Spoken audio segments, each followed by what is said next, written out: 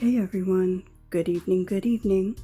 As always, I hope this video finds you in good health and in good spirits.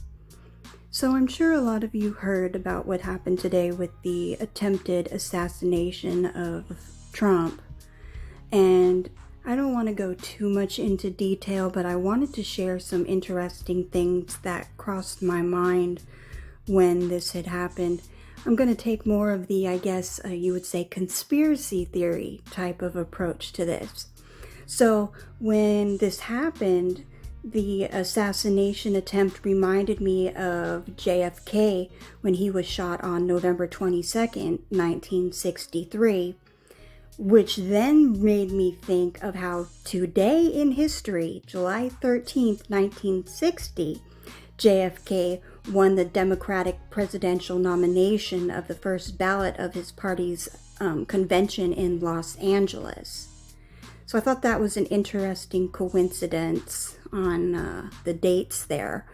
So speaking of dates, on the 8th of this month, according to Politico, which reported that it had obtained a record of a phone call with Biden, he had said, "I have one job, and that's to beat Donald Trump. I'm absolutely certain I'm the best person to be able to do that. So we're done talking about the debate. Of course I stutter on the most important part. So then he says, it's time to put Trump in the bullseye." So I repeat that part. He said, it's time to put Trump in the bullseye. Then when I look at today's star alignment and I thought of bullseye, I thought that was really interesting, because if you look at today's alignment, the bullseye goes with Aldebaran, and that is also part of a rectangle in the sky this morning, along with the moon, Jupiter, and Mars. Very interesting.